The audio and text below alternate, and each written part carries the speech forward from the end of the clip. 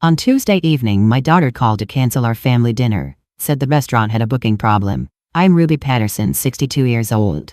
I said okay, and wired her $1,500 for her air conditioning repair. Then the next day I found out she'd been at that same restaurant the whole time, laughing with her in-laws about how I say ate and wear church dresses.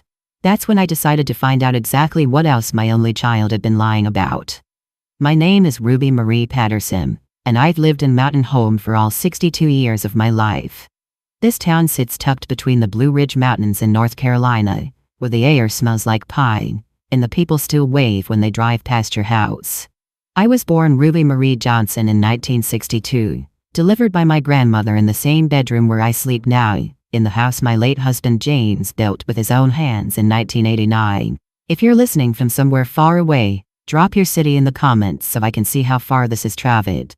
And please, stay with me until the end. James has been gone 3 years now. 3 years, 2 months and 16 days if I'm being exact, and I am always exact. Cancer took him in March of 2021, swift and ruthless, the way it tends to take the good ones. He was 64. We'd been married 40 years. I worked as a registered nurse at Mountain Home Regional Hospital for 35 years, the night shift mostly, because it paid an extra $2 an hour. James worked construction, then later as a foreman for Blackwell Construction Company. Together, we built a life. A good life. A simple life. Our house sits on 3 acres at the top of Cedar Hill Road, number 1247. It's a 2-story colonial with white siding and black shutters. James insisted on the shutters, said they made the house look dignified, like us. The front porch wraps around the left side, and I've got 43 rose bushes planted along the front. I count them every spring. Red ones, pink ones, and James's favorites, the yellow peace roses. In the back there's a vegetable garden. Tomatoes, collard greens, okra, snap peas. Everything I need to make a proper Sunday dinner. I wake up at 5:30 every morning. Not because I have to anymore, I retired in 2019, but because my body remembers 35 years of night shifts. At 5:30, I'd be finishing my rounds at the hospital, checking vitals one last time before the morning nurses came in. Now I get up, make my bed with hospital corners, some habits never die, and go downstairs to start the coffee. I drink it black, 2 cups, sitting on the back porch watching the sun come up over the mountains. This particular morning, Tuesday, August 15, 2024, I was deadheading the roses when my phone rang. The screen said Jasmine Mobile. My daughter, my only child, Jasmine Patterson Reynolds, 38 years old, born January 3, 1986 at Mountain Home Regional. I was back at work 6 weeks later, night shift, so James could watch her during the day. She's a lawyer now, corporate law. Works for Henderson and Price in Charlotte, 2 hours east of here. She married Brandon Reynolds 10 years ago, July 17, 2014. I remember because it rained that day, and my sister Dorothy said rain on a wedding day meant tears in the marriage. I told her to hush. I wiped the dirt from my hands and answered, "Hey baby." "Hi mama." Her voice had that tone, the one that came before she needed something. I'd heard it maybe 15 times in the past 3 years. "How are you?" "I'm good, sweetheart, just working in the garden. How's work treating you?" "Busy, really busy." A pause. "Actually, that's kind of why I'm calling." I sat down in the porch steps, the phone pressed to my ear. A hummingbird hovered near the feeder I'd hung from the maple tree. James put that hook in the week before he died. "What's going on?" "Well, so, Brandon's parents are coming to visit this weekend. Patricia and William are flying in Friday morning from Boston." Patricia and William Reynolds. I'd met them twice. Once at the wedding, where Patricia wore a cream-colored suit and pearls and spent most of the reception talking to the other lawyers. Once at James's funeral, where she hugged me briefly and said, "What a terrible loss," in the same tone he'd used to comment on the weather. William was a retired cardiothoracic surgeon. Patricia taught comparative literature at Boston University. He lived in Deacon Hill in a brownstone they'd owned since 1987. "That's nice," I said. "It'll be good for y'all to spend time together." "Yeah, exactly. So we were planning this family dinner Saturday night. At Mountain Lake Bistro, you know that new place downtown?" I knew it. It had opened last year in the old First National Bank building on Main Street. I'd driven past it but never been inside. The menu was posted in the window. $38 for a Caesar salad, $45 for salmon. Sounds lovely. Right, so, here's the thing. Jasmine's voice shifted, got a little faster. We had a reservation for 6 people. Me, Brandon, his parents, his brother Tyler, and Tyler's wife Stephanie. But the restaurant called this morning. They had a booking problem. A wedding party or something. They had to cancel our reservation. I watched the hummingbird dip its beak into the feeder. Red sugar water. James always said to use the good cane sugar, not the cheap stuff. Oh, that's disappointing. I know, we were really looking forward to it. But anyway, they can't accommodate us Saturday, so we're just going to do something casual instead. Maybe order pizza at the house. Something in my chest tightened. Not quite pain, just a feeling. Well, that's all right. Family time is family time no matter where you are. Exactly, that's what I told Brandon. Another pause. Actually, Mama, there's one more thing. Here it was. What is it, baby? Our air conditioning unit died yesterday. Just completely gave out. And the repair guy said it's going to be $1,500 to fix it. We're a little short this month. Brandon's quarterly bonus doesn't come until September 15th, and we just paid our mortgage. I was wondering if you could maybe help us out? Just until the bonus comes through. We'll pay you back, I promise. $1,500. I thought about the envelope in my desk drawer, the one where I kept track. In the past 3 years since James died, I'd given Jasmine money 17 times. March 2021, $3,000. Emergency roof repair. 2 weeks later, Dorothy showed me Jasmine's Instagram photos from a weekend trip to Myrtle Beach. July 2021, $2,500. Medical bills for my appendicitis. The next month, Jasmine posted photos of new living room furniture. A white leather sectioning. Mid-century modern coffee table. November 2021, $4,000. Car transmission. And on and on. The amounts added up to $23,700. I kept every bank transfer receipt. I'm a nurse. We document everything. Mama, he's still there? I'm here, I said. $1,500. I know it's a lot, but it's so hot, and we really need it. I wouldn't ask if it wasn't urgent. I looked at my rose bushes. 43 bushes, and I'd planted every single one myself. James had helped with the first 10, back in 1995, before his bat got bad. I'll transfer it today. Oh, Mama, thank you so much, you're a lifesaver. I'll pay you back as soon as, I know, baby. As soon as Brandon gets his bonus. We talked for a few more minutes. She told me about a case she was working on, something about corporate mergers, words I didn't fully understand. I told her about the tomatoes coming in early this year. Then we said goodbye, and I sat on the porch steps for a long time holding the phone. The hummingbird was gone. The next morning, Wednesday, August 16th, I drove into town to the farmer's market on Mill Street. Every Wednesday from 7 a.m. to 2 p.m., local farmers set up stands selling produce, honey, fresh eggs. I needed cucumbers for pickling and wanted to get some of Martha Henderson's peach preserves. She only made 50 jars each summer, and they sold out fast. The market was crowded, which was good. Meant the farmers were doing well. I parked my 2015 Honda CR-V, blue license plate number JMP3847, paid off in 2018, in the gravel lot, and walked through the rows of white tents. I was examining a basket of heirloom tomatoes when I heard my name. Ruby Patterson. Well, I'll be. I turned.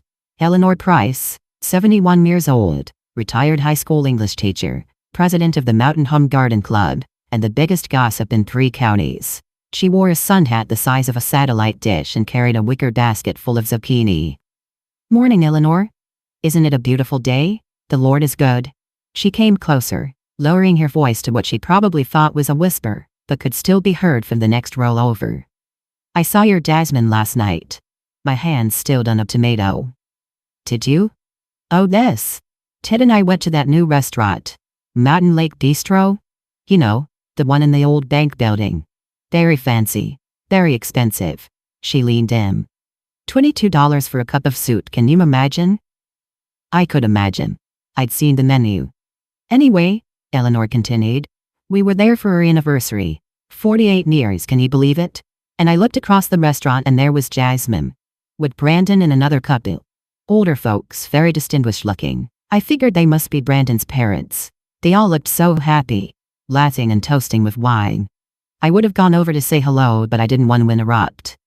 The morning suddenly felt very cool despite the August heat. "What time was this?" I asked. "Oh, let's see. We had a 7 o'clock reservation, so probably around 7:30? 8 o'clock? Tuesday night, August 15th, 7:30 p.m.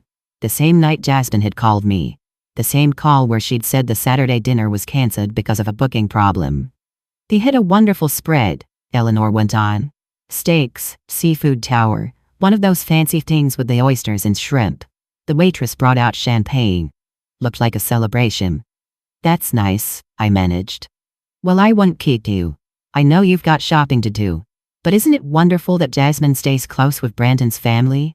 Family is so important." She patted my arm and moved on to interrogate someone else about their business. I stood there in the middle of the farmer's market, surrounded by fresh vegetables and the smell of kettle corn, trying to make the pieces fit. Tuesday night, Jasmine called at 4:47 p.m. I remembered because I'd looked at the kitchen clock. She said the Saturday dinner was cancelled. Restaurant booking problem. But according to Eleanor, at 7:30 p.m. that same night, Jasmine was at Mountain Lake Bistro with Brandon and his parents. Having dinner. Celebrating. Which meant, I bought the cucumbers. Bought the peach preserves. Smiled at the mite peeping. Waved at Dorothy Jenkins, my best friend of 30 years, but didn't stop to talk. I needed to think. Back in my car, I sat in the driver's seat with the windows down and caught a Mountain Lake Bistro. "Mountain Lake, this is Kayla speaking. How may I help you?" "Hi Kayla, I'm calling to check on a reservation under the name Patterson Reynolds for this Saturday, August 19th. "One moment please." The sound of typing. "Yes ma'am, I have a reservation for 6 people at 7 p.m. under Jasmine Patterson Reynolds. Would you like to modify that?" 6 people. 7 p.m. this Saturday. "No modification needed," I said. "Thank you." I hung up. So there was no booking problem, no cancellation. The reservation existed. Was still active, which meant Jasmine had lied. My daughter had lied to my face about a cancelled dinner, then went to that same restaurant that same night with her in-laws. And she had another dinner planned for Saturday. Another dinner I wasn't invited to. I sat in that parking lot for 20 minutes, watching people come and go with their bags of fresh produce, their jars of honey, their bundles of flowers. Normal people doing normal things, while my world quietly tilted sideways. I drove home on autopilot. Left on Mill Street, right on Oak, straight up Cedar Hill Road to number 1247, parked in the driveway next to James's old work truck, a 2003 Ford F-150. I couldn't bring myself to sell. Walked inside with my bag of cucumbers and set them on the kitchen counter. Then I sat at the kitchen table and I called Dorothy. Dorothy Jenkins, 60 years old, retired nurse. We'd worked together at Mountain Home Regional for 23 years.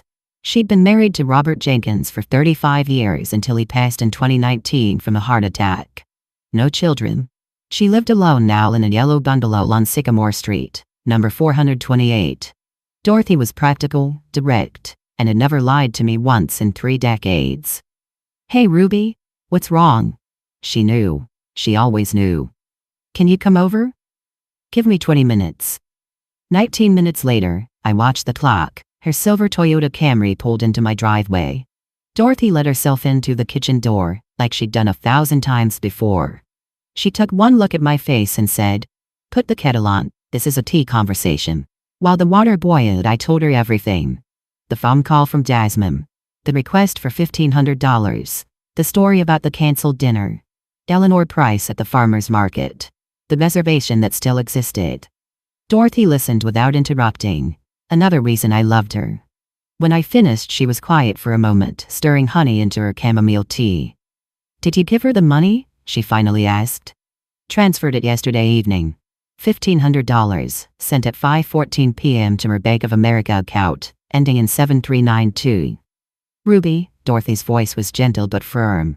"How many times has she asked for money since Jane's passed?" 17. "And how much total?" $23,700, not counting yesterday's $1,500, which makes it $25,200. Dorothy closed her eyes briefly. "And she's paid back?" "Nothing. Not $1. We sat in silence. Outside, a cardinal sang from the maple tree. Jane ceased to say cardinals were signs from heaven. I didn't know if I believed that anymore. I need to know if she lied about the dinner, I said. I need to be sure. Then we'll be sure. Dorothy pulled out her phone. What's the name of the restaurant again? Mountain Lake Bistro. She dialed, put it on speaker. Mountain Lake, this is Kayla speaking. Hi Kayla. I'm helping my friend plan a surprise party and I wanted to ask about a recent reservation. The name would be Patterson Reynolds, probably for yesterday evening, Tuesday the 15th? Typing sounds. Yes, I see it here. Party of 6-7 p.m. on Tuesday, August 15th. They came in right on time. Is there something I can help you with? Dorothy looked at me. I nodded. Just confirming the date. And I see they have another reservation coming up? Yes, ma'am. Saturday, August 19th, 7 p.m., also for 6 people. Same name. Perfect. Thank you so much. Dorothy hung up. So it was true. All of it. Jasmine had dinner with Brandon's family on Tuesday night, the same night she called me with the story about the cancelled Saturday dinner. And the Saturday dinner wasn't cancelled at all. It was still scheduled. 6 people. Brandon, Jasmine, Patricia, William, Tyler, Stephanie. No room for me. Ruby, Dorothy said quietly, there's something else we need to check. She was right. I knew she was right. I went to James's office. I still called it that, even though he'd been gone 3 years. The room still smelled faintly of his cologne, brewed originally, same bottle he'd been using since 1983. His desk was mahogany, bought from an estate sale in 1992 for $65. I sat in his chair and opened the bottom drawer where I kept our financial files. Bank statements from Mountain Home Community Bank. I'd been banking there since 1980. Account number ending in 4521. I pulled out the last 3 years of statements and spread them on the desk. Dorothy pulled up a chair beside me. Show me every time you gave her money. I had a system. Every transfer to Jasmine, I'd highlighted in yellow and noted the reason she'd given me. I went through them chronologically. March 15, 2021, $3,000. Emergency roof repair. April 2nd, 2021, $800. Car insurance payment. May 20th, 2021, $1,200. Property tax shortfall. July 8, 2021, $2,500. Hospital bill from appendicitis. August 30th, 2021, $1,500. Replace water heater. November 3rd, 2021, $4,000. Car transmission repair. December 18th, 2021, $900. Christmas gifts for Brandon's family. February 14th, 2022, $1,100. Furnace repair.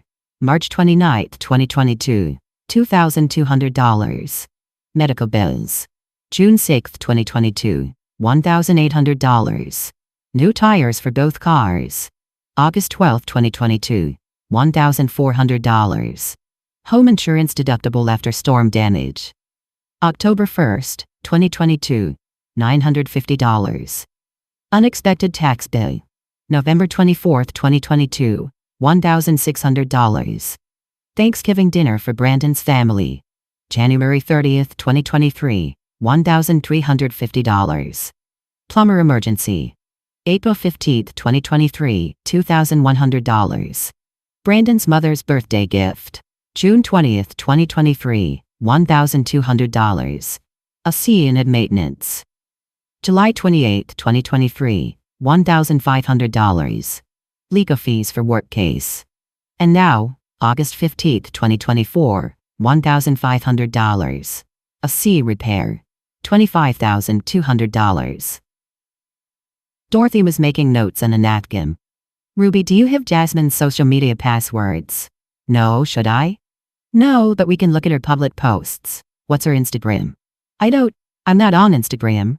I am. Dorothy pulled out her phone and typed. What's her name on there? I think it's just her name, Jasmine Reynolds. Dorothy typed, scrolled. Got her. Let's see.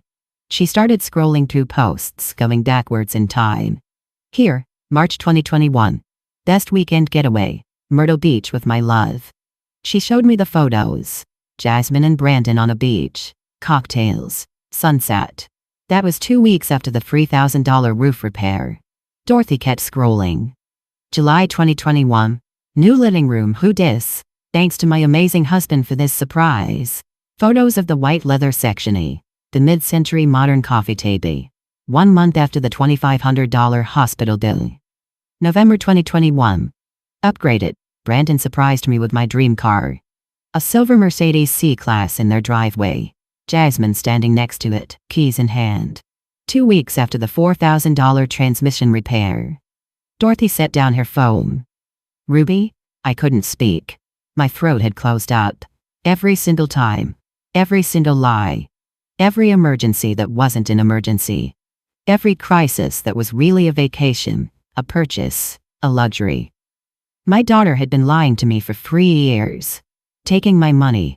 Money I'd earned working night shifts for 35 years. Money James and I had saved penny by penny. And spending it on Mercedes cars and beach vacations and leather couches while telling me she had emergencies. And now she was having dinners with her husband's family. Dinners she specifically lied to me about. Dinners I wasn't invited to. I need to know why, I said finally. I need to hear it for myself. Dorothy looked at me. What are you thinking? I'm thinking I'm going to that restaurant on Saturday night. I'm going to see for myself what's so important that she had to lie about it. Ruby, I have to know, Dorothy. I have to hear what they're saying about me. Why I'm not good enough to be included. Dorothy was quiet for a moment. Then she nodded. Okay, but you're not going alone. I'm coming with you. That night I couldn't sleep. I lay in the bed I'd shared with James for 40 years, staring at the ceiling, listening to the house settle around me. This house he'd built. This room where we'd raised our daughter. Where I'd read her bedtime stories and dried her tears and celebrated every report card. Saturday, August 19th, 2024. The day arrived too quickly, and not quickly enough. I spent the morning in my garden, weeding around the rose bushes, though they didn't need it. My hands needed to be busy. At noon I came inside and took a long shower. I stood under the hot water until it ran cool, tried to wash away the dread that had been building in my chest for 3 days. At 4 p.m. Dorothy arrived. She let herself in through the kitchen door, and found me standing in my closet, staring at my clothes. What do we wear to spy on our own children? I asked. Dorothy came to stand beside me. Something that makes you feel strong. I chose a navy blue dress, simple, modest, the one I wore to church most Sundays. James had always said I looked dignified in navy blue. I put on my pearl earrings, the ones he'd given me for our 25th anniversary. Small armor. Dorothy wore black slacks and a cream blouse. Neutral, she said. Forgettable. We left at 6:15 p.m. in Dorothy's silver 2018 Toyota Camry, license plate DKJ-8924. I didn't want to risk Jasmine recognizing my blue CR-V in the parking lot. The drive from my house at 1247 Cedar Hill Road to downtown Mountain Home took exactly 14 minutes. I know because I watched every minute tick by on the dashboard clock. Mountain Lake Bistro was located at 183 Main Street, in what used to be First National Bank. The building was red brick, built in 1924, with tall windows and white trim. They'd renovated it beautifully, I could admit that. Through the floor-to-ceiling windows I could see white tablecloths, crystal glassware, candlelight. Dorothy parked across the street at 6:29 p.m. We sat in the car watching. You don't have to do this, Dorothy said quietly. We can turn around right now. Go to Donna's diner. Get pie.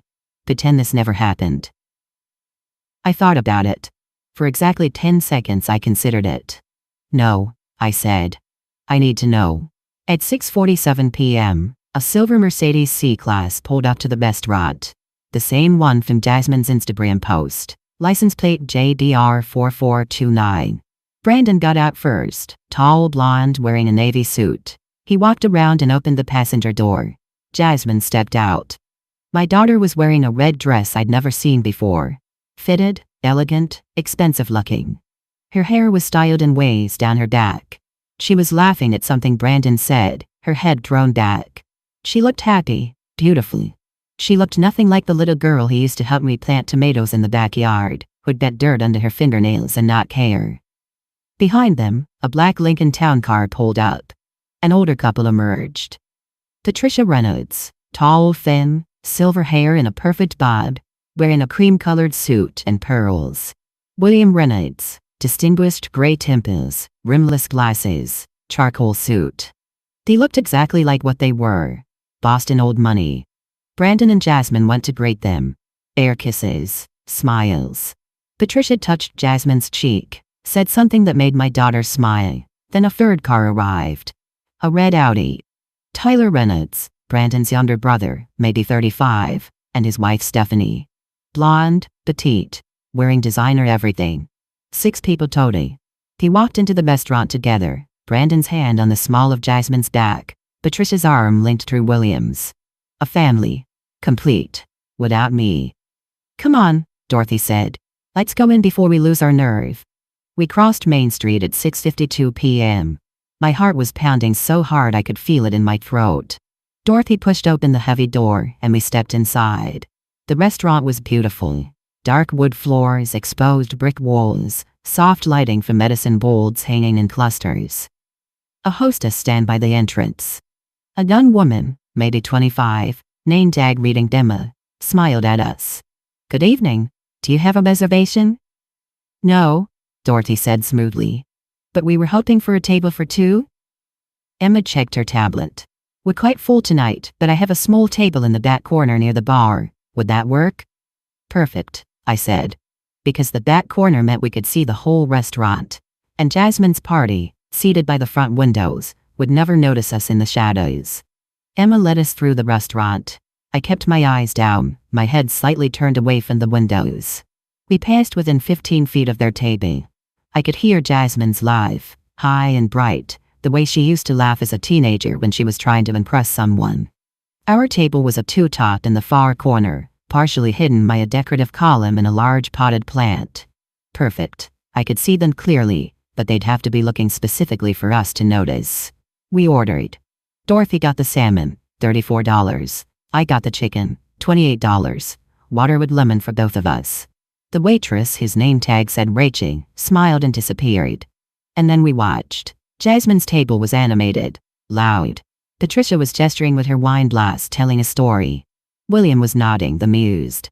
Tyler and Stephanie were listening, laughing at the right moments. Brandon had his arm across the back of Jasmine's chair. She kept touching his knee, his arm, leaning into him. They looked like a family in a magazine advertisement. Perfect, polished, happy. I felt Dorothy's hand cover mine on the table. You okay? No, I whispered. But I need to hear it. At 7:23 p.m. their appetizers arrived. I watched the waitress, a different one, not our Rachel, set down plates of oysters, burrata, something with truffles.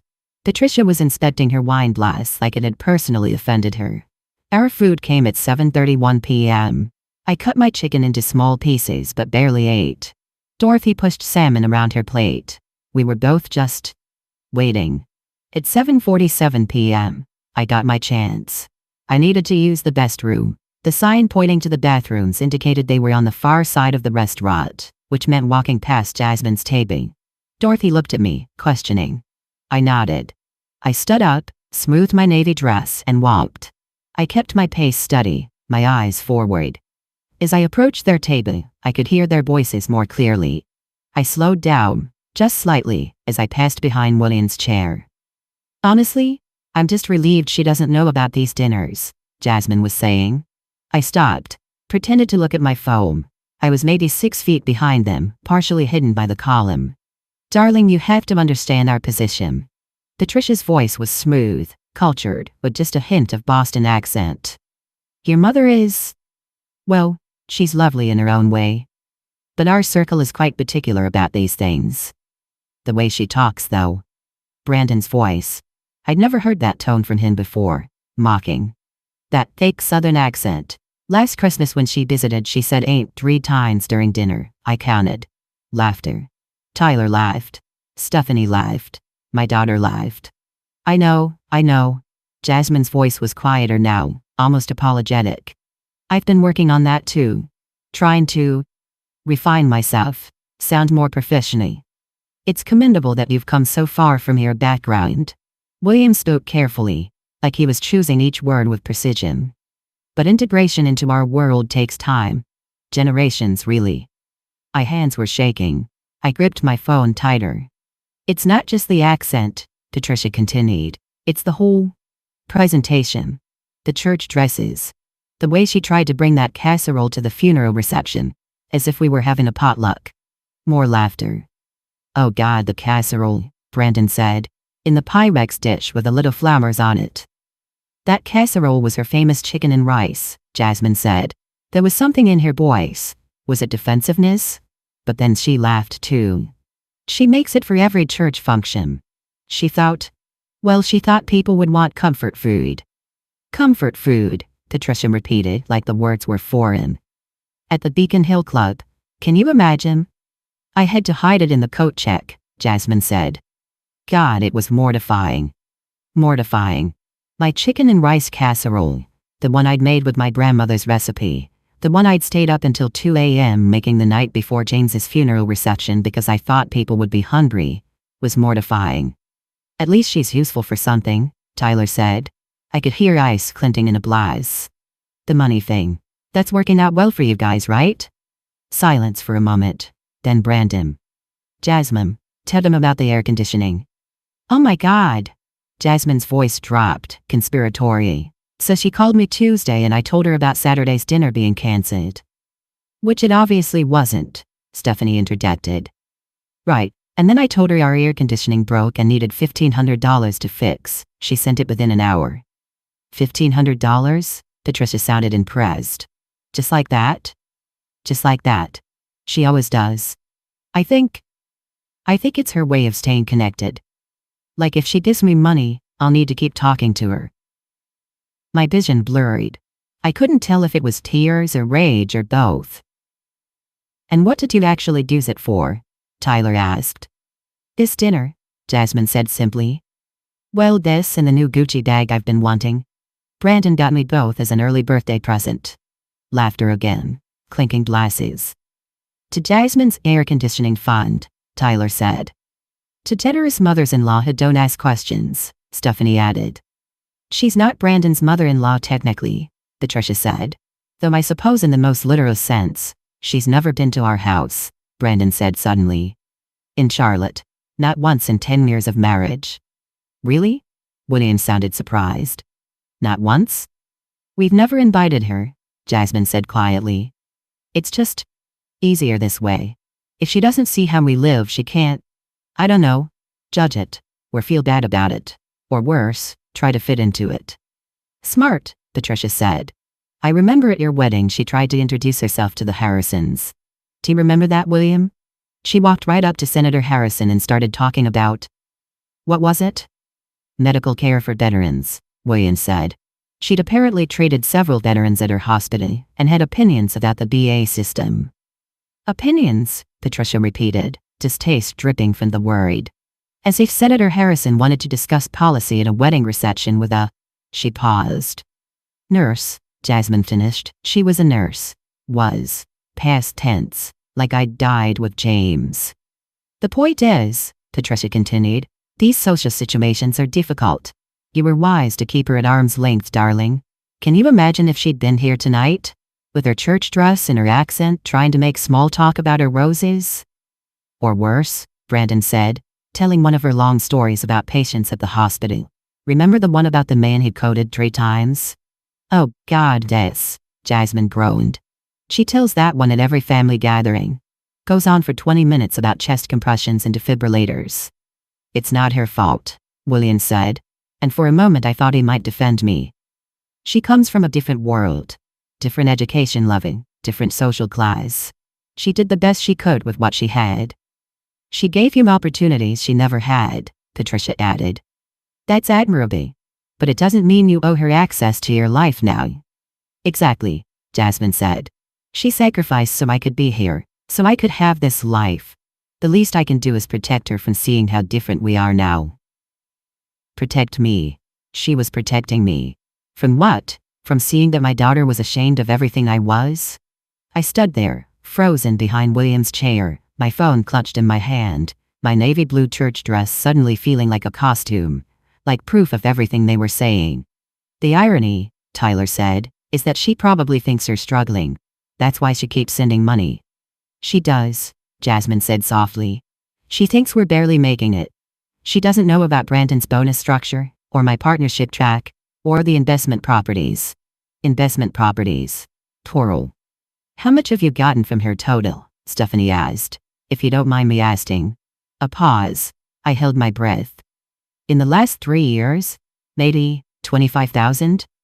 $25,000, William repeated. And she just gives it to you? Every time I ask. Medical bills, car repairs, whatever I say I need. She never questions it, just sends it. That's actually sad, Stephanie said. It is sad, Patricia agreed. But it's also enabling. She's enabling Jasmine to avoid having an honest relationship with her. Enabling? I was enabling my daughter to lie to me. Should we order another bottle? Brandon asked, clearly wanting to change the subject. The Chateau Margaux is excellent. Let me, William said. Consider it a celebration of family, the family we choose to be with. The family we choose. I turned and walked away. Not to the mess room, back to Martabe. My legs moved mechanically, one foot in front of the other, past other diners eating and laughing, past waiters carrying trays, past the hostess stand. Dorothy saw my face and immediately stood up. Ruby, we need to leave, I whispered. Now. She didn't ask questions. She put 2 50s on the table, more than enough to cover our barely touched meals, and followed me out. We made it to the car. Dorothy got us out of the parking space down Main Street, out of downtown. I stared straight ahead, my hands folded in my lap, breathing carefully through my nose. We were on Cedar Hill Road, almost to my house, when I broke. It started as a sound in my throat, a small, wounded sound that I'd been holding in since I was 6 feet behind William's chair. Then it grew, became a sob, then another. Then I was crying so hard I couldn't breathe, doubled over in the passenger seat, my hands pressed to my face. Dorothy pulled into my driveway and killed the engine. She didn't say anything, just reached over and held my shoulder while I fell apart. I cried for the daughter who was ashamed of me. For the $25,000 I'd given thinking I was helping. For the church dress that was apparently a joke. For the chicken and rice casserole hidden in a coat check at my husband's funeral. For the accent I'd had my entire life, that my mother had, that my grandmother had. The accent that marked me as uneducated, unrefined, unwelcome. I cried for James, who would have known what to do, who would have protected me from this. I cried until I had nothing left. Dorothy helped me into the house, sat me at the kitchen table, made tea with honey, the way she'd done 1,000 times before. Set the cup in front of me, and sat down. Tell me, she said. So I did. Every word I can remember, every laugh, every cruel observation. The air conditioning money spent on this dinner and a Gucci bag. The way Jasmine spoke about me in past tense like I'd stopped existing. The investment properties I didn't know about. The partnership track. Brandon's bonus structure. $25,000, I said finally. She said 25,000. I calculated 25,200. Odds. I was off by $200. Dorothy was quiet for a long moment. Then she said, Ruby, I need to ask you something. 3 years ago, did Jasmine ever have you sign anything? Paperwork of any kind? I thought back. Yes. Right after James died. She said it was for my health insurance. Forms for the hospital benefits or something. I was so foggy from grief I signed what she put in front of me. Do you have copies? They'd be in James's office, the filing cabinet. Dorothy stood up. Show me. We went to James's office. I opened the filing cabinet, the one he'd bought from Sears in 1991 for $89. Top drawer, files labeled in his neat handwriting. I found the folder marked Insurance Ruby. Inside were 3 documents, all dated April 2021, 1 month after James died. Dorothy took them to the desk, turned on the lamp and began reading. I watched her face change. Ruby, she said slowly. This isn't health insurance paperwork. What is it? It's a financial power of attorney. He gave Jasmine legal authority to manage your finances, access your bank accounts, make transactions in your name. My legs went weak. I sat down in James's chair. What does that mean? Dorothy kept reading. It means she can do anything financial she wants with your name. Open accounts, close accounts, take out loans, make investments. She looked up. Ruby, when was the last time you checked your credit report? I don't know. Jane's always handed that. Dorothy pulled out her phone. We're checking it right now. What's your social security number? I recited it. She typed quickly, navigating to one of those free credit report websites. Created an account in my name. Waited for the verification questions. Mother's maiden name? Johnson. Ruth Ann Johnson. More typing. Then Dorothy went very still. What? I asked. What is it? She turned the phone toward me. Credit report for Ruby Marie Patterson. Social security number XXX-XX-4521. Date of birth March 3, 1962. Current credit accounts Mountain Home Community Bank. Checking. Opened 1980. Mountain Home Community Bank. Savings. Opened 1980. Visa card ending in 8834. Opened 2022. Balance $8,450. Home equity line of credit. Mountain Home Credit Union. Opened 2022. Balance $47,000. Personal loan. First State Bank. Opened 2023. Balance $23,700. Credit inquiries. Last 24 months. American Express. Denied. Insufficient income. Chase Sapphire Reserve. Approved. Account closed. Capita One. Denied. DTI ratio. I stared at the screen. I don't have a Visa card. I don't have a home equity line. I didn't take out a personal loan. No, Dorothy said quietly. But Jasmine did. In your name. The numbers swam in front of my eyes. $8,450. $47,000. $23,700. I did the math. $79,150. In debt, that she took out using your name and the power of attorney you unknowingly signed. I thought about my house. The house James built. The house we'd paid off in 2015. Free and clear, he'd said. No mortgage, no debt. Our legacy for Jasmine. The home equity line, I said. That's secured by my house? Dorothy checked the report again. Yes. Property at 1247 Cedar Hill Road, Mountain Home, North Carolina. If you default on that $47,000 line of credit, they can foreclose. The room tilted. I gripped the edge of the desk. She used my house, the house her father built, as collateral for a loan? And then she took out more loans in my name? It looks like it. I stood up too fast and had to steady myself on the chair. What did she spend it on? The investment properties she mentioned? Dorothy was already typing on her phone. What's Jasmine's address in Charlotte? 2847 Wexford Drive, Myers Park neighborhood. Dorothy searched, found the property records. Her face went grim. Ruby, the house she lives in?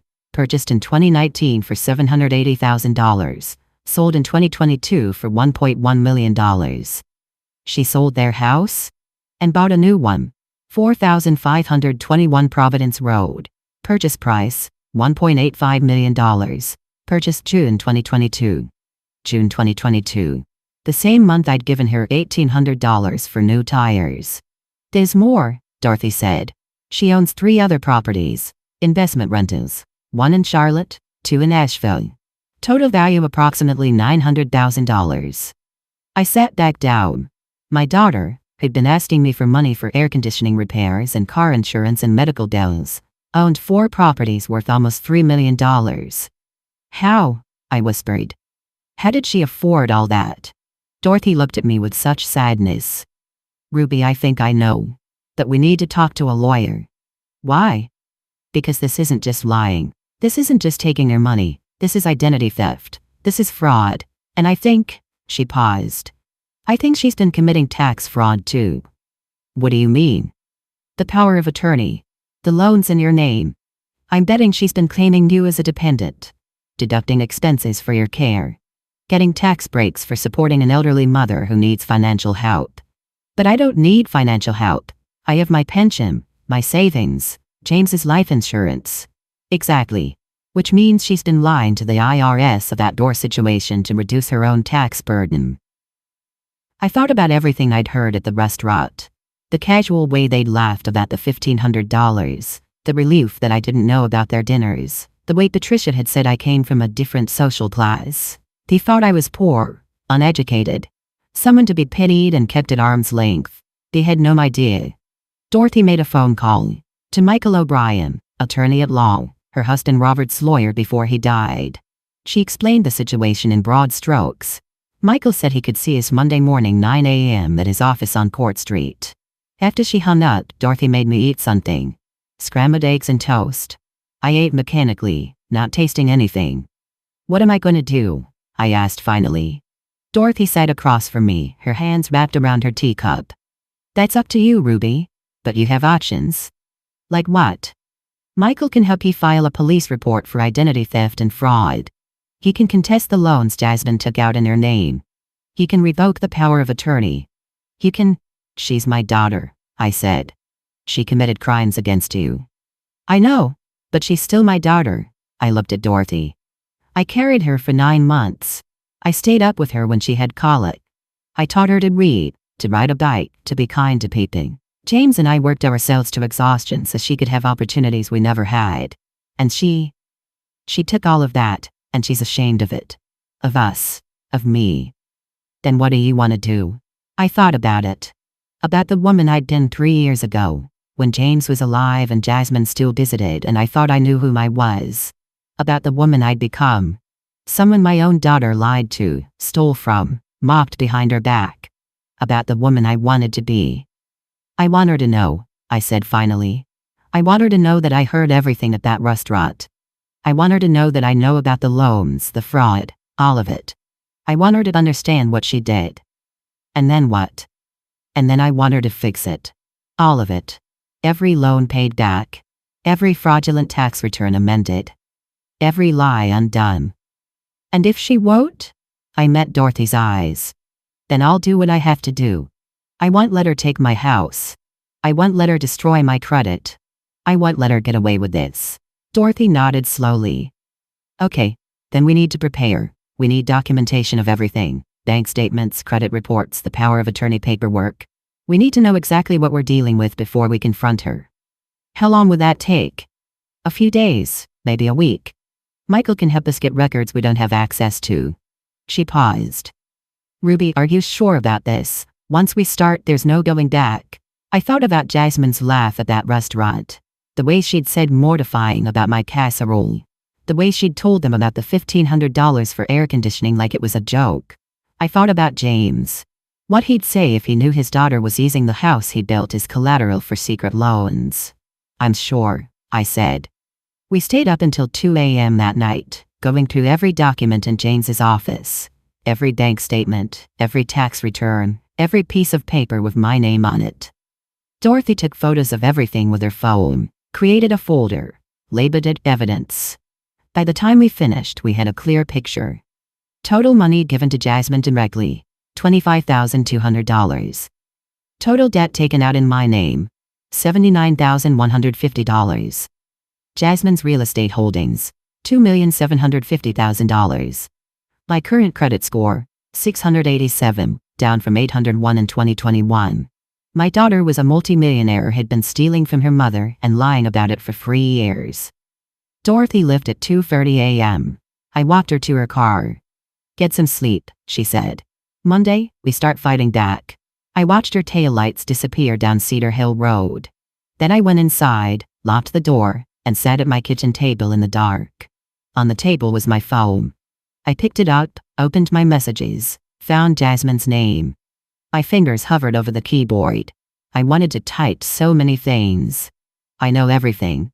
How could you? I heard you at the restaurant. But I didn't. Instead I set the phone down. Not yet. Not until I had all the pieces. Not until I knew exactly what I was dealing with. Not until I was ready to do what had to be done. I sat there until the sun came up, watching the light creep across my kitchen floor, planning my next move. My daughter thought I was a joke, an embarrassment. A naive old woman who could be lied to and stolen from without consequence. She was about to learn exactly how wrong she was. Monday morning, August 21st, 2024, 9 a.m. sharp. Dorothy and I sat in the waiting room of O'Brien & Associates law firm at 412 Court Street. The office was in a converted Victorian house, painted sage green with white trim. Inside smelled like coffee and old books. Michael O'Brien was 68 years old, semi-retired, with a full head of white hair and kind eyes behind wire-rimmed glasses. He'd handed Robert Jenkins's estate when he passed in 2019. Dorothy trusted him completely. He listened to our story for 45 minutes without interrupting. I showed him everything. The credit report with the 3 loans I'd never authorized. The power of attorney I'd signed, thinking it was health insurance paperwork. The bank statements showing every transfer to Jasmine. The photos Dorothy had taken of her real estate holdings. When I finished, Michael sat back in his leather chair and folded his hands. "Mrs. Patterson, I need to ask you some difficult questions. Are you prepared for the answers?" "Yes." First question. Do you want your daughter prosecuted criminally? I thought about Jasmine in handcuffs. In a courtroom. In prison. No. I want her to fix what she broke. I want my money back, my credit restored, my house protected. But I don't want her in jail. Michael nodded. Second question. Are you prepared for your relationship with your daughter to fundamentally change, possibly end permanently? That one hurt more. I think it already has ended. I just didn't know it yet.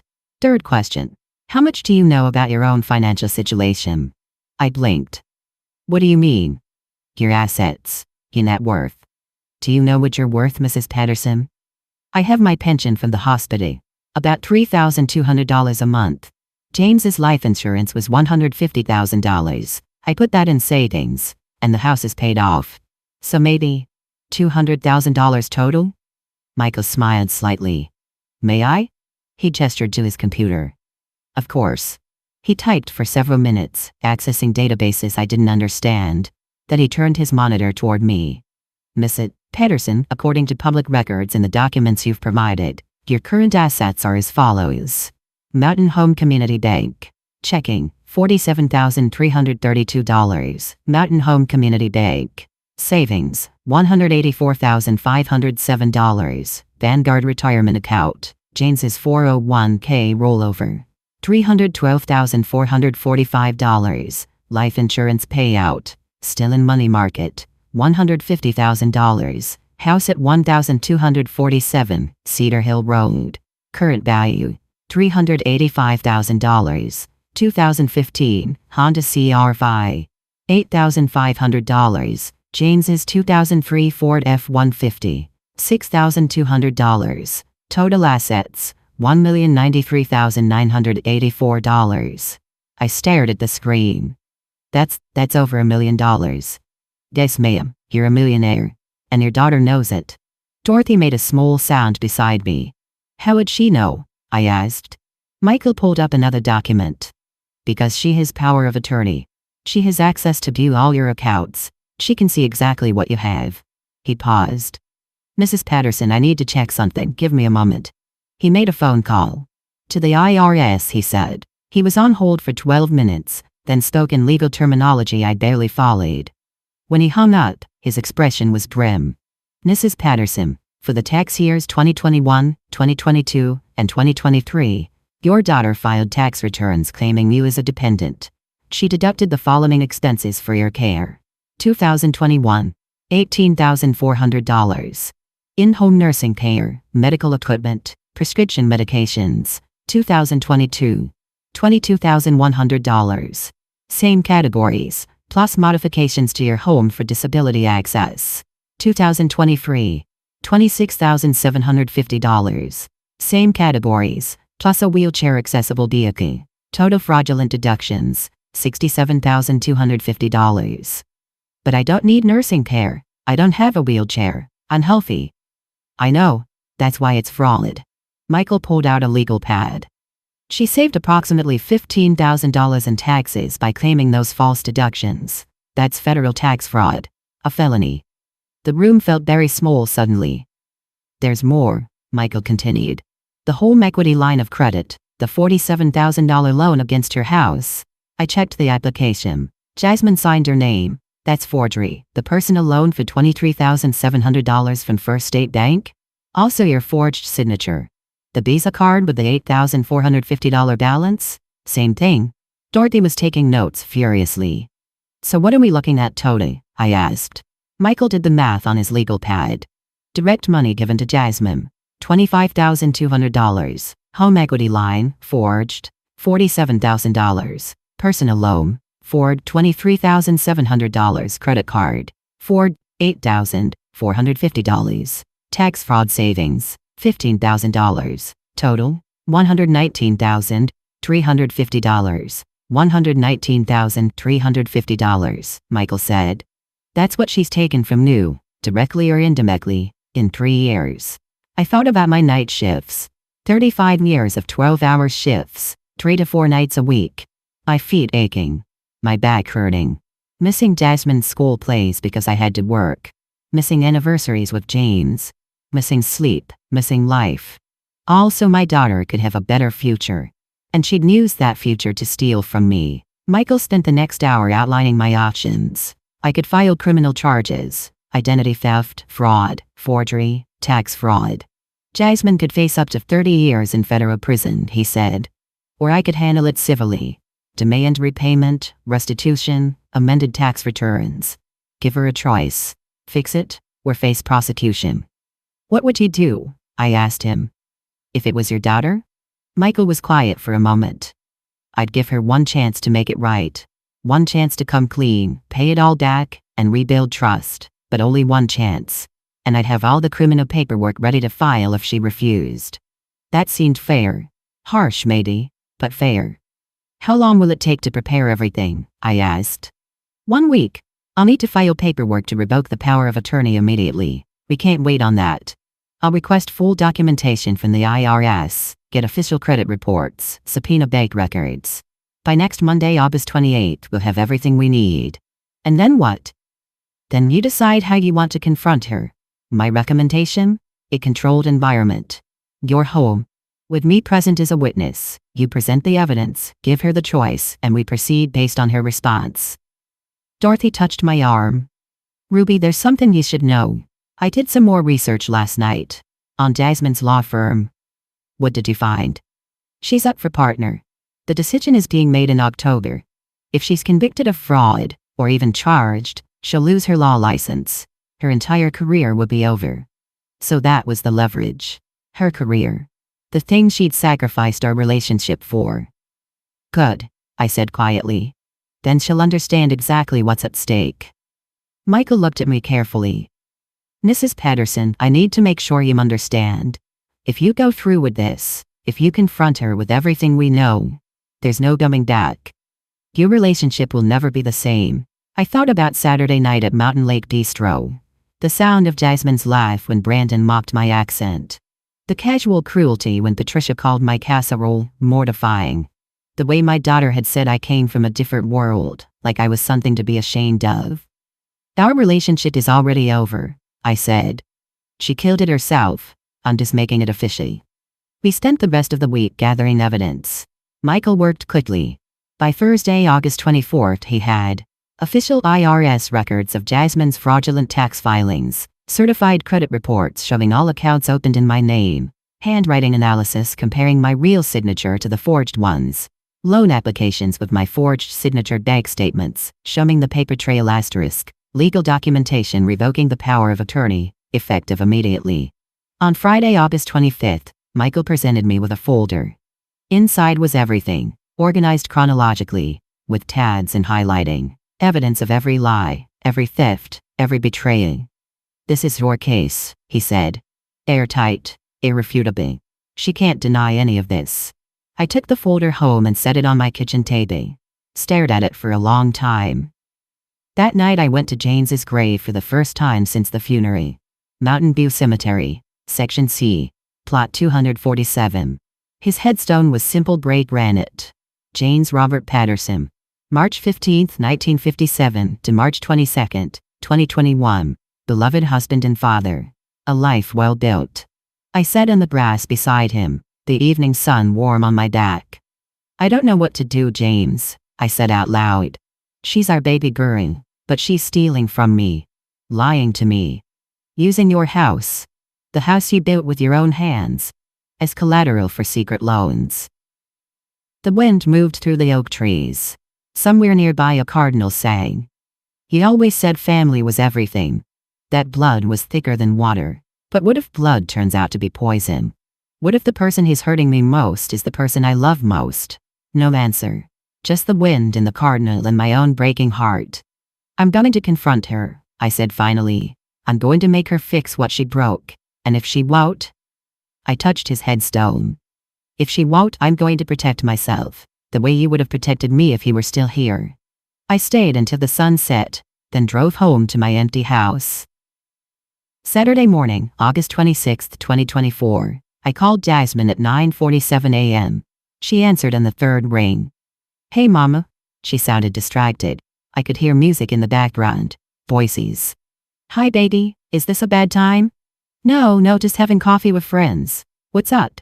Friends. Probably Brandon's friends. People who laughed at church dresses. I wanted to invite you to dinner, at my house. Tomorrow, Sunday. Just you and me. Silence for a moment. Tomorrow?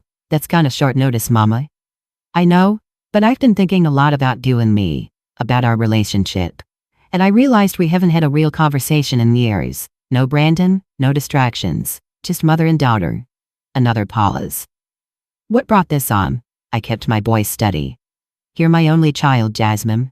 I lost your father 3 years ago. I don't want to lose you too. Can we please just have one dinner together? I'll make your favorites. My grandmother's gumbo, cornbread, sweet potato pie. The food was the hook. Jasmine had loved my grandmother's gumbo since she was a little girl. It was the one thing from her childhood she'd never criticized. Okay. What time?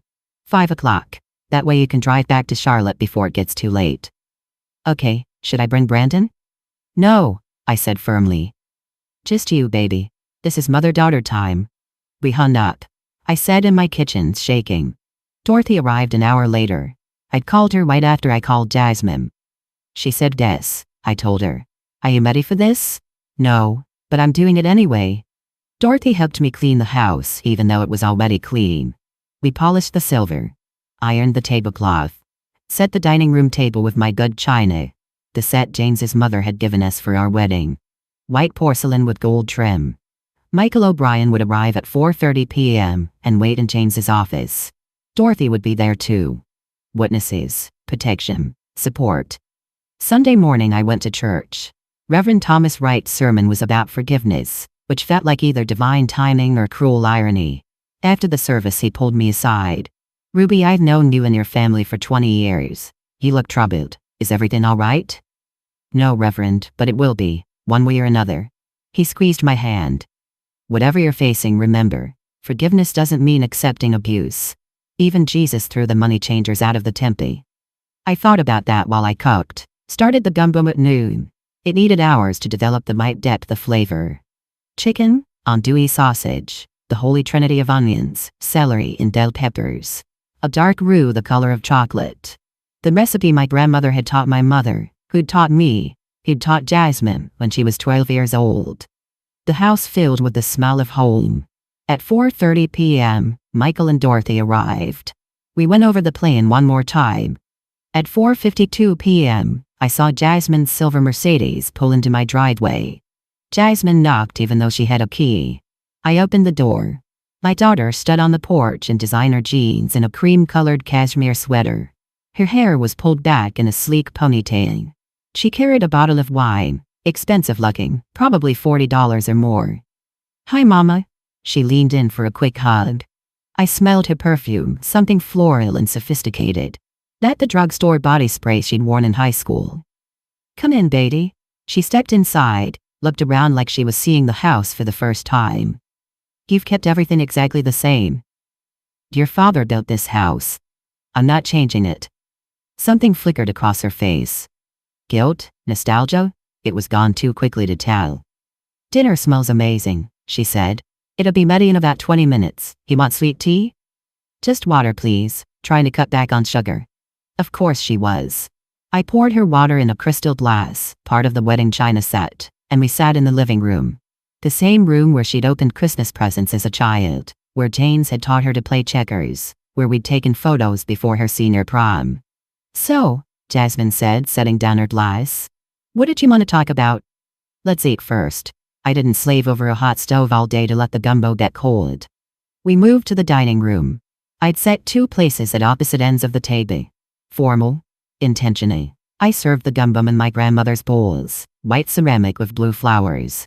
Set out the cornbread, the file powder, the hot sauce. Jasmine took a bite and closed her eyes. God, I forgot how good this is. Your great-grandmother's recipe. 4 generations of women in our family have made this exact gumbo. It's perfect. We ate in silence for a few minutes. Then I said casually, I ran into Eleanor Price at the farmer's market last Wednesday. Jasmine looked up. Oh?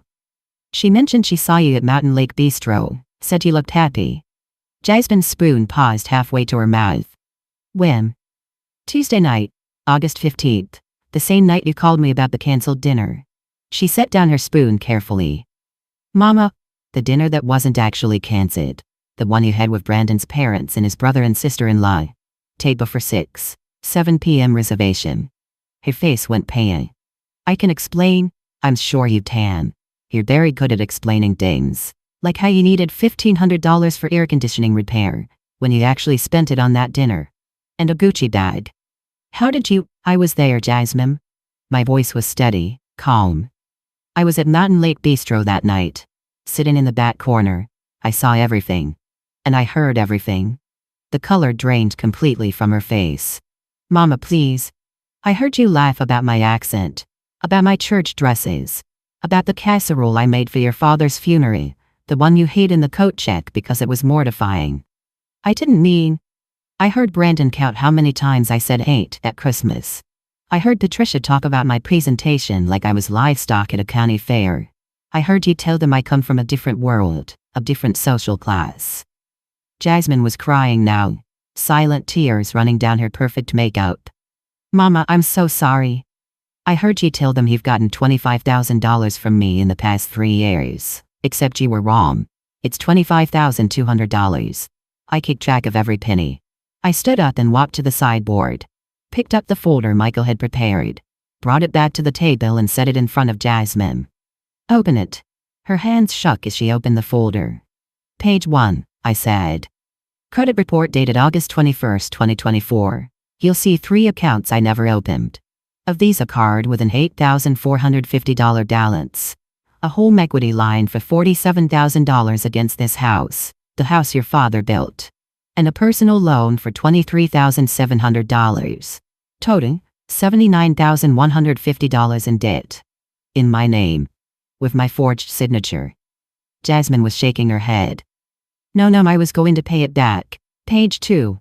Power of attorney document dated April 2021. You told me it was health insurance paperwork. It wasn't. It gave you complete access to my finances. You weren't using the money, I thought.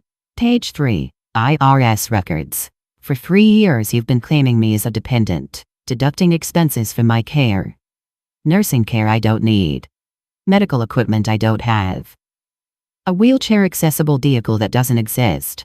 You saved $15,000 in taxes by lying about my health. That's federal tax fraud, Jasmine. A felony. She was sobbing now, her carefully made-up face streaked with tears and mascara.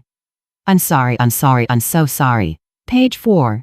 Bank records showing every transfer I made to you. Every lie you told about why you needed the money. Every Instagram post showing what you really spent it on. Beach vacations, new furniture, your Mercedes, your $1.85 million house in Myers Park. How do you know about the house? I know everything, Jasmine. I know you own 4 properties worth almost $3 million. I know you're up for partner at your firm. I know your real salary is $347,000 a year, not counting Brandon's income. I know you've been pretending to struggle while you're actually wealthy. She couldn't speak, just sat there crying, the evidence spread out in front of her. I walked to Janes's office, opened the door. Michael and Dorothy stepped out. Jasmine, this is Michael O'Brien, my attorney, and you know Dorothy. Jasmine's eyes went wide. What? What is this? This is me protecting myself, I said. Michael, please explain Ms. Patterson Reynolds' options. Michael stepped forward, all business. Ms. Patterson Reynolds, based on the evidence in this folder, you have committed the following crimes: identity theft, fraud, forgery, and federal tax fraud. The total value of your crimes exceeds $119,000. You face up to 13 years in federal prison. Jasmine made a sound like she'd been hit. However, Michael continued, Mrs. Pedersen is offering you a choice. Option 1. Within 72 hours he will pay back the full $25,200 he took directly from your mother, pay off the $79,150 in fraudulent debt in your mother's name, file amended tax returns for 2021, 2022 and 2023, paying back the $15,000 in fraudulent deductions plus penalties and interest. Enter into a legally binding repayment plan for any additional costs. Attend family therapy with your mother, weekly, for a minimum of 1 year.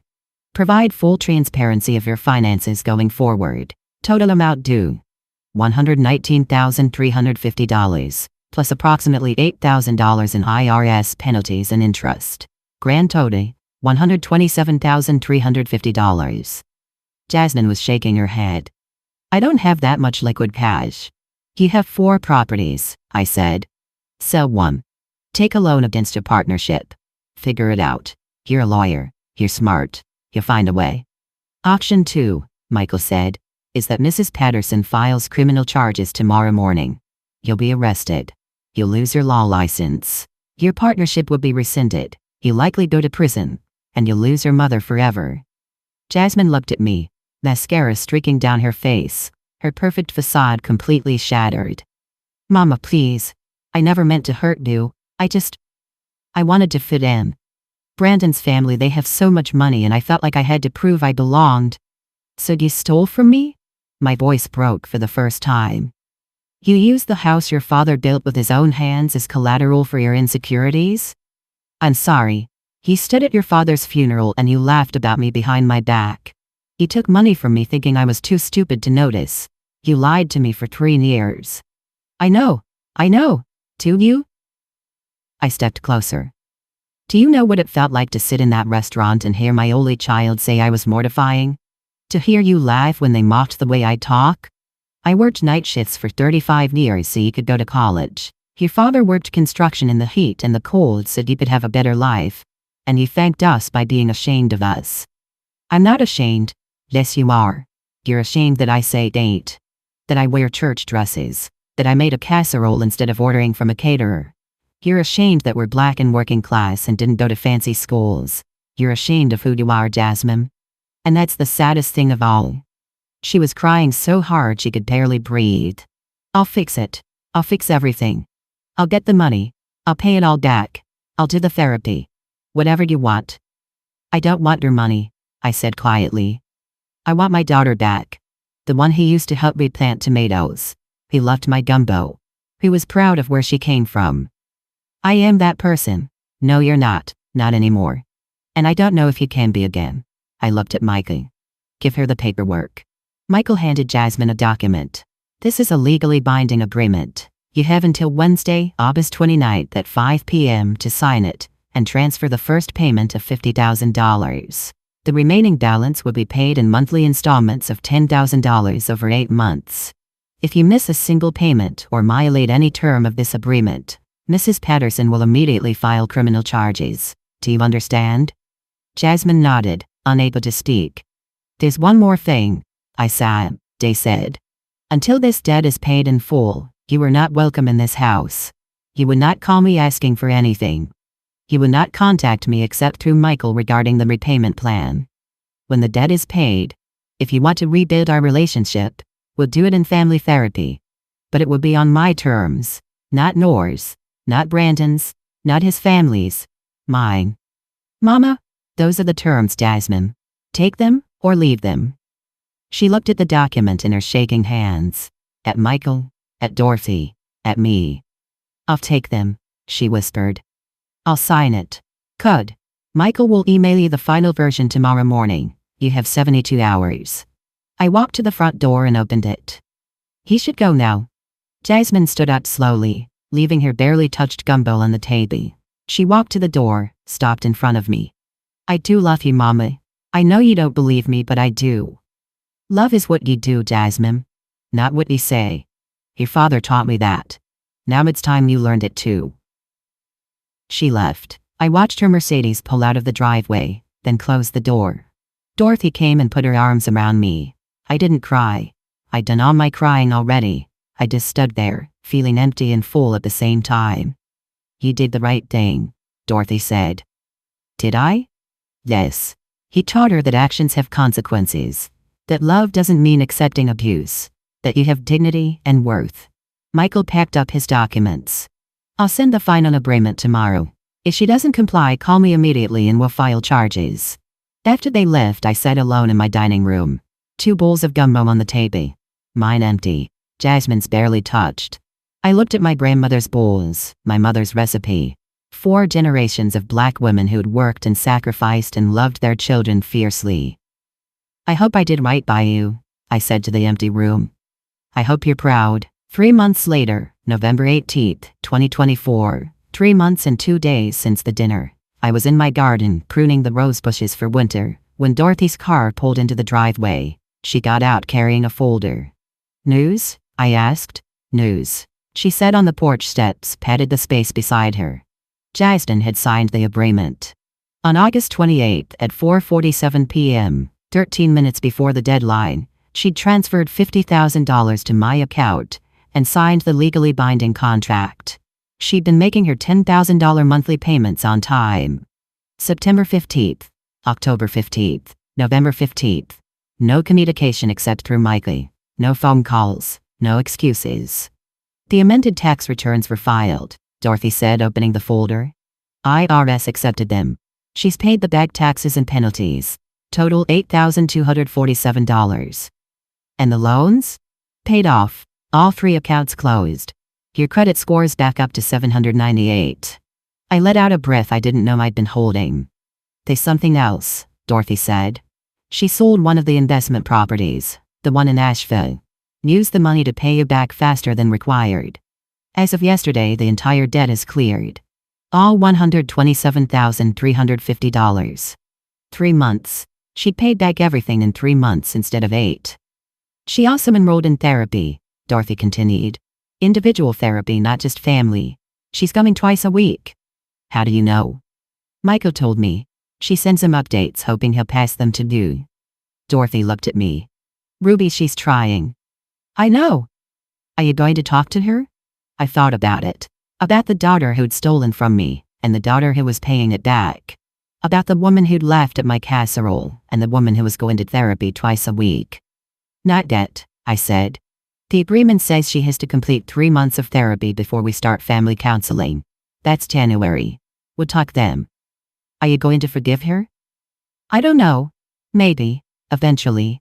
I pulled on my gardening gloves. But forgiveness doesn't mean forgetting. And it doesn't mean things go back to how they were. She broke something, Dorothy. Something that might not ever be fully fixed. But you're willing to try? I'm willing to see if she's willing to try. There's a difference. Dorothy left around noon. I worked in the garden until the sun started to set, then went inside to make dinner. Just for myself. Grilled chicken, roasted vegetables, sweet tea. I ate at the kitchen table, looking out at the mountains turning purple in the twilight. My house. My garden. My peace. The phone rang at 6:30 p.m. Unknown number, I answered. Mrs. Patterson? A woman's voice, professional. This is Dr. Sarah Chem. I'm Jasmine's therapist. She asked me to call you, with your permission first, of course. She wanted me to tell you that she's making progress, that she's starting to understand the harm she caused, and that when you're ready to talk, she'll be ready to listen. Thank you, Dr. Chem. Tell her I'll see her in January. For family counseling. Not before. I will. And Mrs. Patterson? For what it's worth, I think you did exactly the right thing. You set boundaries. You demanded accountability. Those are the foundations of any healthy relationship. After I hung up, I went to James's grave. It was cold out, November in the mountains, but I didn't mind. I sat on the grass beside his headstone. She's trying, James, I said. I don't know if it'll be enough. I don't know if we'll ever be what we were. But she's trying. The wind moved through the bare oak trees. Somewhere in the distance a dog barked. I did what you would have done. Protected our home, protected myself. Made her understand that love without respect isn't really love at all. I sat there until the stars came out, then drove home to my house in the hill. That night I slept better than I had in 3 years. 6 months later, May 3rd, 2025. 6 months after the debt was paid. 4 months into family therapy. Jasmine came to visit on a Saturday afternoon.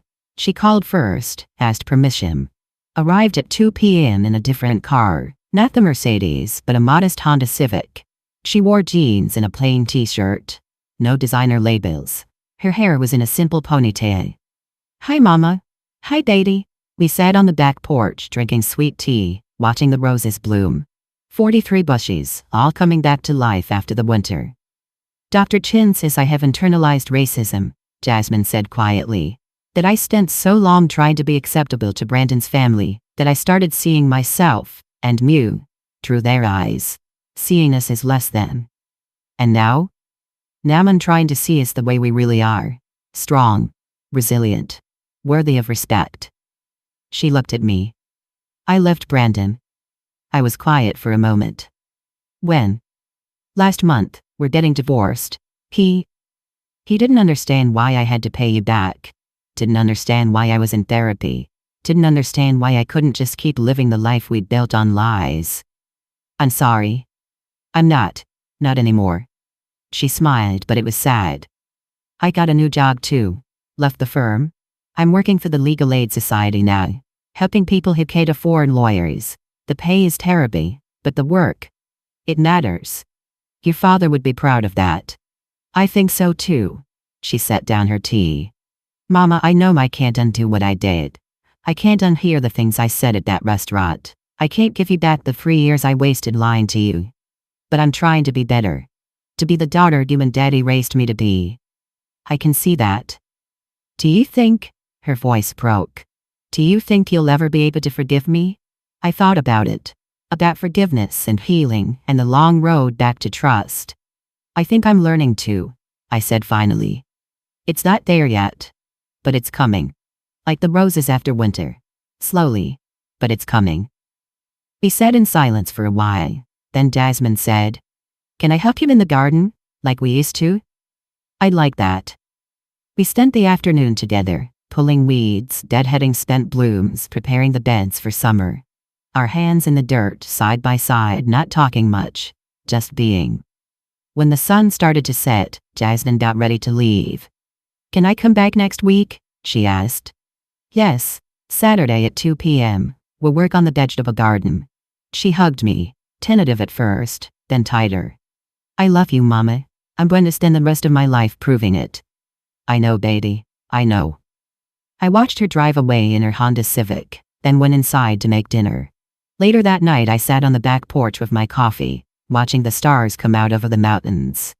I thought about the woman I'd been 6 months ago, heartbroken, betrayed, alone. And the woman I was now, stronger, wiser, more sure of my worth. I thought about Jasmine, slowly finding her way back to herself, back to me, back to the values we'd raised her with.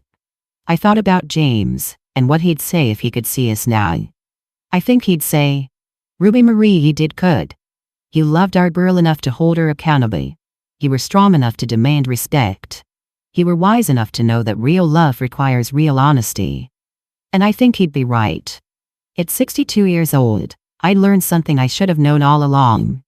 Family isn't about obligation or blood or unconditional acceptance of bad behavior. Family is about mutual respect, honest communication, and the courage to hold each other accountable. Some bonds break, some bend. But the strongest ones learn to heal. And we were healing. Slowly. Imperfectly. But truly. I finished my coffee and went inside. Locked the door. Turned off the lights. Went upstairs to the bedroom I'd shared with James for 40 years. Tomorrow I'd wake up at 5:30, make my coffee, sit on the back porch and watch the sunrise. I'd work in my garden. Maybe call Dorothy, maybe read a book. And next Saturday Jasmine would come back. We'd work in the garden together. We'd talk, or we wouldn't. We'd make progress, or we'd struggle. But we'd try. That was enough. That was everything. I closed my eyes and slept peacefully. In my house on my hill, surrounded by my roses and my dignity and my hard-won peace. And then I would decide what to do next. I finished my coffee and went inside. I had 3 days to prepare.